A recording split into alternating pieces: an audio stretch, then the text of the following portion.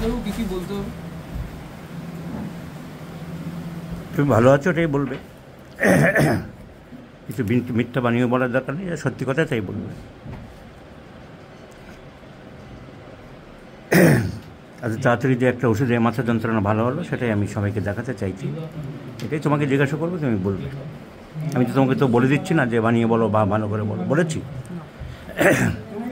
ভিডিওটি junior homeopathic চিকিৎসক বন্ধুদের দেখানোর জন্য এবং সমাজের সাধারণ মানুষকে অবহিত করার জন্য।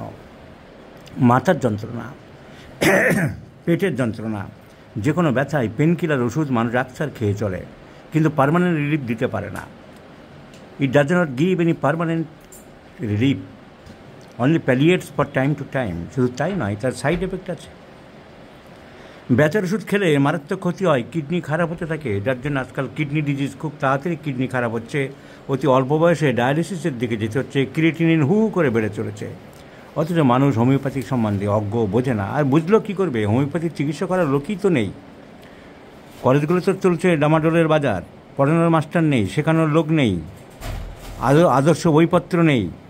হোমিওপ্যাথি শেষের পথে, এই উপমহাদেশে হোমিওপ্যাথি পাশ্চাত্যের মতন শেষের পথে চলেছে। পাশ্চাত্যে শেষ হয়েছিল কিন্তু এই কারণেই, গাদা গাদা অ্যালোপ্যাথির থেকে লোক চলে আসলো, এসে লিউকোরিয়ার উপরে বই, মাথা ব্যথার উপরে বই, জন্ডিসের উপরে বই, কনস্টিপেশনের উপরে বই, ডায়রিয়ার উপরে বই, স্প্লিন ডিজিজের উপরে বই, লিভার ডিজিজের উপরে বই, এইসব করেই শেষ করে দিয়েছে। হোমিওপ্যাথির আসল নীতি, আসল প্রিন্সিপাল, আসল ডিকটাম পথ থেকে সরে গিয়ে অ্যালোপ্যাথিক লাইন কায়দায় চলে গিয়ে শেষ করেছে। এখানেও তাই হচ্ছে। কিন্তু সিঙ্গল মেডিসিনে যে রোগী সারে, আরোগ্য হয় একটাই ওষুধে, প্রমাণ আমি অনেক দেখিয়ে চলেছি, আবার দেখালাম। এই যুবকের বয়স 26 বছর, মেদিনীপুর টাউনে থাকে। ও মাথা যন্ত্রণা, লেফট সাইডের হেডেক, স্পাইজিলিয়ার 30 দিয়েছিলাম, আরও কিছু সিমটম ছিল, প্যালপিটেশন, এটা ওটা মিডিয়ে, ফলোড বাই স্পাইজিলিয়ার 200।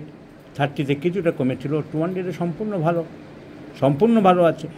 এখন অনেম দেবো আজকে 2টি ডোজ। বলবো নিজের মুখ থেকে, জয়শঙ্খ তুমি যে উপকার পেয়েছো, ভালো আছো, সেটা সবাইকে শেয়ার করো, তোমার বক্তব্য জানাও। আমি গত 7-8 মাস ধরে অসুস্থ ছিলাম এবং আমি মাথা যন্ত্রণা, বমি ভাব, কিছু না খেতে পারা, এইসব বিভিন্ন কারণে প্রচণ্ড অসুস্থ হয়ে পড়েছিলাম। পুরো বেড রেস্টেই ছিলাম। অনেক অ্যালোপ্যাথি ট্রিটমেন্ট করেছি, তাতে কাজ হয়নি। ডাক্তারবাবুর খোঁজ অনেক কষ্টে পেয়েছিলাম এবং এখানে এসে আমার দীর্ঘদিনের লাস্ট 2 মাসের আমি প্রায় এরকমই চিকিৎসাতে আপাতত আমি যথেষ্ট সুস্থ। এবং মেদিনীপুর থেকে এখানে আমি আজকে একাই এসেছি, আমার বাবা মাকেও আসেনি আজকে। কিছু 2-1টা দুর্বলতা থাকলেও সেটা আস্তে আস্তে আমি নিজে কাটিয়ে উঠছি এবং ডাক্তারবাবুর ওষুধে আমি যথেষ্ট সুস্থ এবং আশা করছি আগামী দিনে তাড়াতাড়ি আরও ভালো হয়ে যাবে। তোমাকে অসংখ্য ধন্যবাদ জয়শঙ্খ। এর এত তীব্র মাথা ব্যথা ছিল, বাবা মার সঙ্গে আসতো, মনের জোর ছিল না, আসার ক্ষমতা ছিল না, আজকে একাই আসতে পেরেছে এবং ভালো আছে। And this is possible only by the single medicine spigelia 30 followed by 200, and today I want to prescribe 1 m 2 dose.